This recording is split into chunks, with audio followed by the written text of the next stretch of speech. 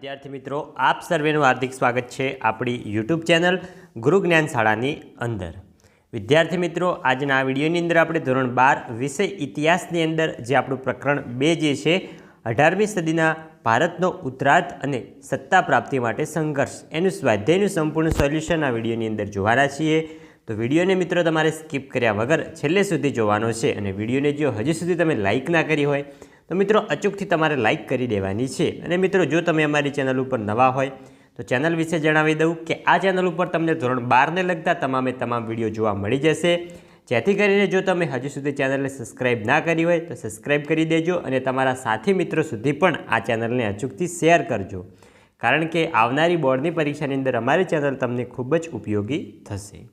તો હવે આપણે જોઈએ સ્વાધ્યાય પહેલો છે કે નીચે આપેલા પ્રશ્નોના વિસ્તૃત જવાબ લખો। એમાં પહેલો, 18મી સદીના ઉત્તરાર્ધમાં ભારતમાં મુઘલ સામ્રાજ્યના અંત બાદ તેની રાજકીય સ્થિતિનું વર્ણન કરો।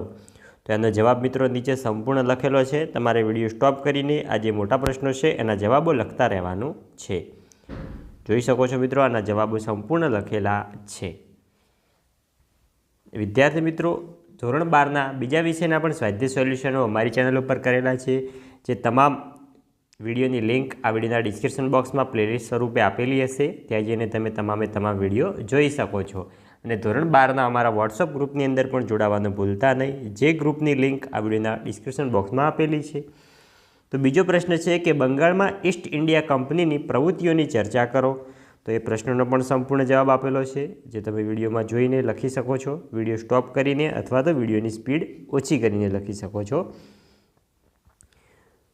તો હવે જોઈએ ત્રીજો કે પંજાબમાં અંગ્રેજ શીખ સંબંધો સ્પષ્ટ કરો। તો પંજાબમાં અંગ્રેજ શીખ વચ્ચેના સંબંધો ખૂબ જ સારા કહી શકાય છે, તે રીતના સંબંધો હતા। શીખ ગુરુ હરગોવિંદ સિંહ શીખોને લડાયક બનવાનો પ્રયત્ન કર્યો, જે કાર્યને શીખોના 10મા ગુરુ ગોવિંદસિંહજીએ ખૂબ જ વેગ આપ્યો। ગુરુ ગોવિંદસિંહે મુઘલ બાદશાહ ઔરંગઝેબ વિરુદ્ધ અનેક યુદ્ધો કર્યા।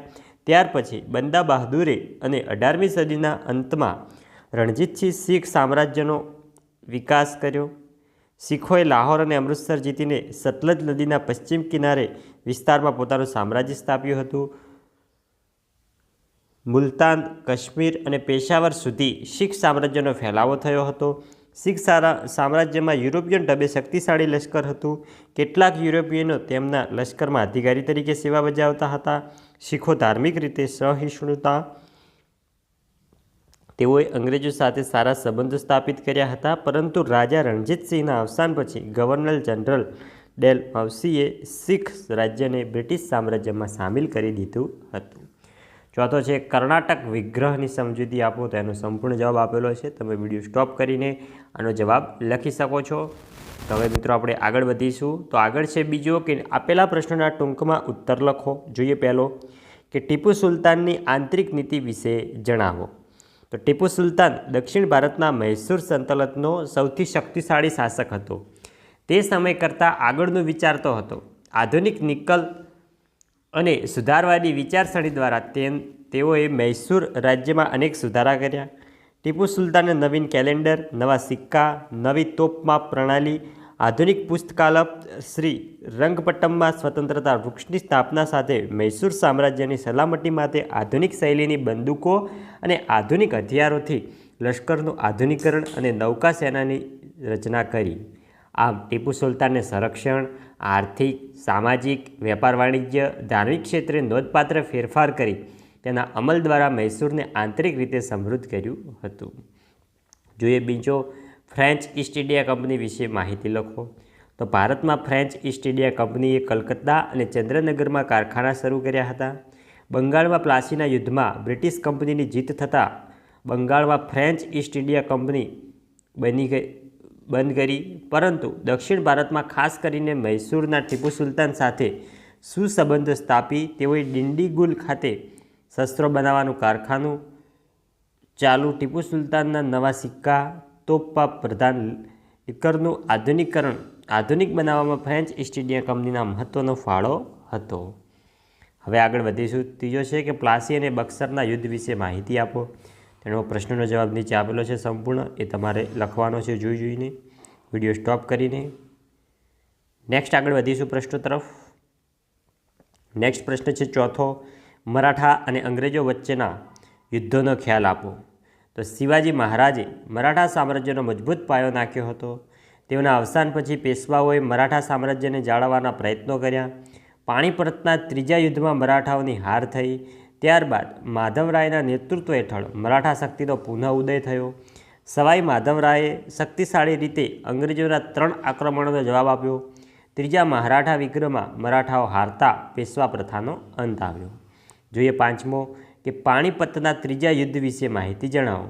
તો મરાઠી સામ્રાજ્યનો વિસ્તાર કરનાર બાજીરાવના અવસાન પછી તેઓના પુત્ર બાલાજી બાજીરાવ એટલે કે નાના સાહેબ એ મરાઠા શાસન ગાદીને સંભાળીને પોતાના પિતાના અધૂરા સ્વપ્નો પૂર્ણ કરવા પ્રયત્નો કર્યા. નાના સાહેબ અને અહેમદ શાહ અબ્દાદી વચ્ચે પાણીપતના મેદાનમાં ત્રીજું યુદ્ધ થયું.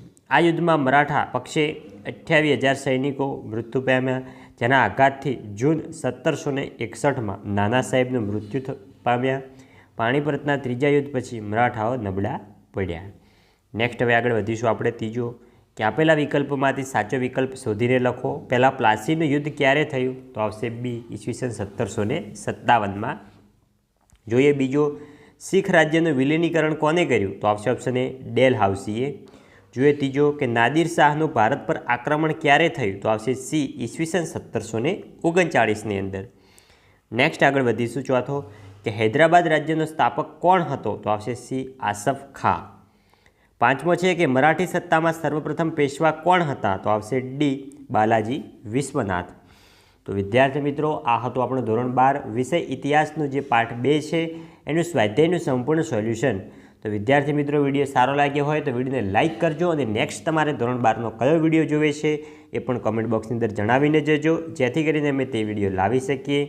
તો વિદ્યાર્થી મિત્રો, મળીશું નેક્સ્ટ વિડીયો સાથે. ત્યાં સુધી આવજો. જય હિન્દ, જય ભારત.